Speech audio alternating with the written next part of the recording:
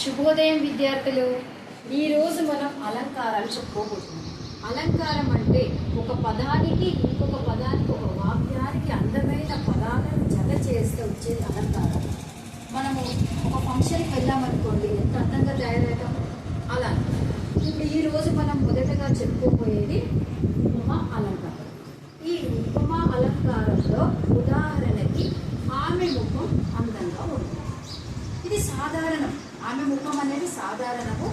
దాన్ని ఇంకా అందంగా అలంకరించాలంటే పదజాలంలో ఆమె ముఖం చంద్రబింబం వలె అందంగా ఉంది. ఆమె ముఖం ఎలా ఉంది? చంద్రబింబం వలె అందంగా ఉంది. మొదటగా ఇది అందంగానే ఉంది ఆమె ముఖం, కానీ ఇంకా అందంగా అలంకరిస్తే చంద్రబింబాన్ని తీసుకున్నాం. దీంట్లో 4 ధర్మాలు ఉన్నాయి. ఆ 4 ధర్మాలలో మొదటిది ఉపమేయం, రెండవది ఉపమానం, ఉపమా వాచకం, సమాన ధర్మం. ఇందులో ఉపమేయం అంటే ఆమె ముఖాన్ని తీసుకున్నాం. ఉపమేయం అంటే ఆమె ముఖం అంటే ఎవరిని తీసుకున్నాము? ఆమె ముఖాన్ని తీసుకున్నాము. ఇప్పుడు ఎవరిని అనేదేమో ఒక వ్యక్తికి సంబంధించింది, దేనిని అనేదేమో వస్తువుకు సంబంధించింది. ఇక్కడ మనం తీసుకున్నది ఎవరిని? వస్తువా? వ్యక్తిని తీసుకున్నాం. మరి ఆమె ముఖాన్ని అనేది ఉపమేయం అవుతుంది. ఈ ఉపమేయాన్ని ఉపమానంగా ఇంకా అందంగా చేస్తాం. ఆ ఉపమానంతో పోల్చుకుంటాము. ఎలా పోల్చుకుంటున్నాము?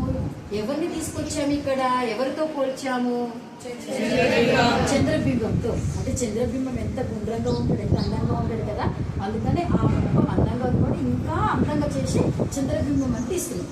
ఇది ఉపమా వాచకం. అంటే ఉపమేయాన్ని ఉపమానంతో పోల్చుకున్నదే ఉపమా అలంకారం అంటారు. మరి అది ఎలా అవుతుంది? ఇది ఉపమా వాచకం.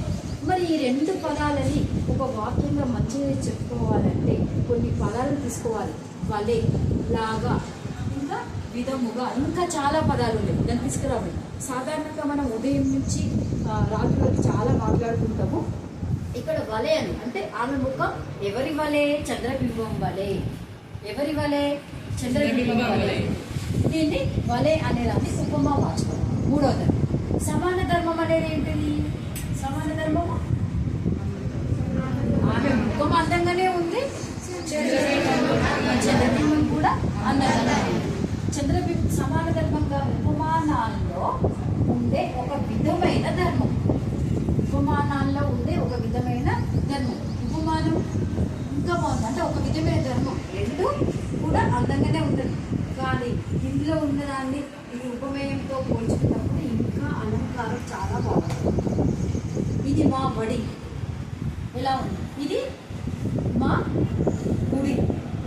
మా గుడి సరస్వతీ దేవి గుడి. ఇలా కవితలు ఎట్లా అంటే తెలుసా? దాన్ని అప్పుడు అలంకారాలతో మనము కవితలు కానీ పాటలు కానీ ఏమైనా రాయాలి. ఇది ఒక మన ఈ తరగతికి పరీక్ష రాస్తేనే కాదు, మనం రేపు ఒక కవి కావచ్చు, రైటర్ కావచ్చు, ఏదైనా కావచ్చు. ఇలా సొంతగా వాక్ చాతుర్యం బాగా వస్తుంది.